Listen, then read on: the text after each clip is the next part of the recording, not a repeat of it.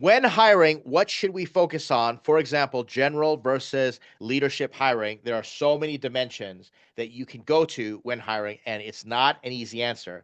And I'm going to break it down on how you make this decision. The first thing you have to do is determine what stage is a startup and what resources you have. Obviously, if you've got funding and you can pay someone $120,000, that's going to determine your hiring versus if you don't have any money and you can only pay them a fraction of what the market pays, or you just want to pay them with equity, then that is going to be a different conversation. So first, what you have to do is you have to determine what are you working with, what is possible. And a lot of founders don't do this. They just go out willy-nilly just saying, hey, can I hire you? Can I hire you? Without knowing, it's kind of like getting customers. Your initial customer profile, your initial hiring profile or potential employee, your prospect is going to change. And so when a founder comes to me and they say, okay, I need to hire someone, I ask them the first thing, can you pay? Is it equity? What does that look like? And I think what founders do is they're embarrassed to answer that question because they know they should be paying, but they can't. Well, that is something that we have to establish upfront,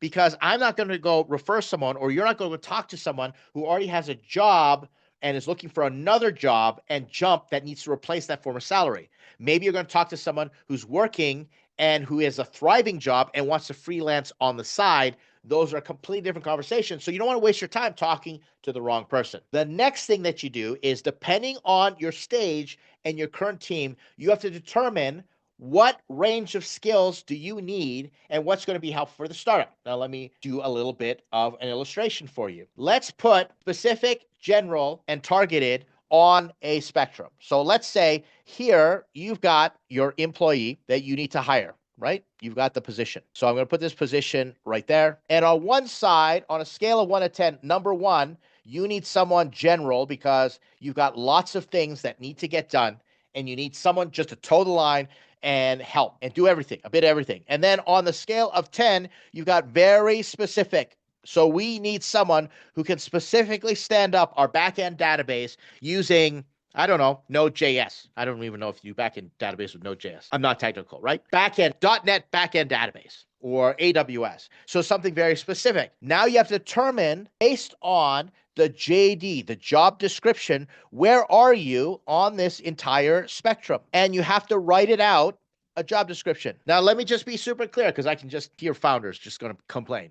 They say, I can't write a job description because everybody does everything in early stage startup. Yeah, that's why you have to determine general or specific after you decide how much can you compensate. So let's talk about this for a moment. Let's say you're at this stage where it's like, no, we don't need anybody with specific skills.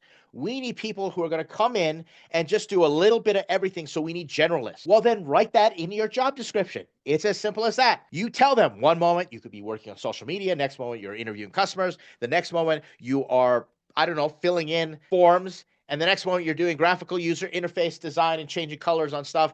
And don't worry, you might start to learn some code. That's the generalist sort of thing. And you get to participate in business decisions. Put that in the job description. Bang, easy. But then you can say, no, you know what? Your job description is very specific. We want you to build in the backend database. We use .NET. Here you go. Here's how you show up. Here's who you report to. Very specific. Why is this important? So that you're treating your employees fairly and you're not surprising them.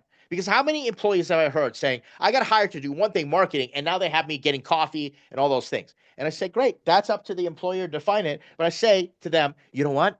In a startup in the early stages, I had this conversation the other day.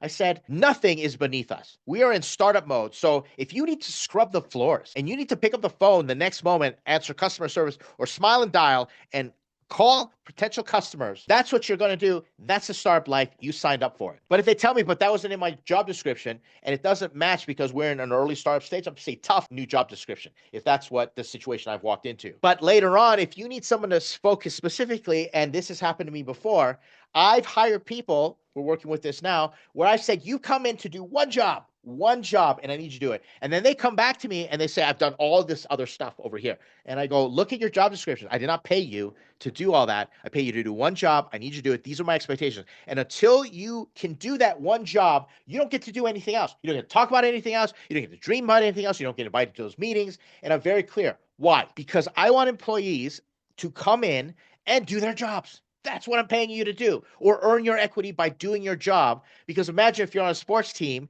and you got everybody on the front line of the football line, right? I'm a big football fan. And the center is always looking around going, oh, what's the left guard doing? What's the right guard doing? And doesn't focus on getting the football to the quarterback. That doesn't help us whatsoever. So that's why you have to clearly define your ability to incentivize, who you're going to talk to, and then figure out general to specific job descriptions. That's how you hire. And in general, my advice for you is to hire for attitude, train for skill if it's more general. But if you want to hire somebody specific and you need their skills, just be very specific about it and don't expect anything else from them and you'll be fine.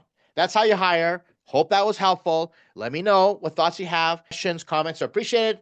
Like and subscribe. Share this with another founder friend and appreciate you asking this question.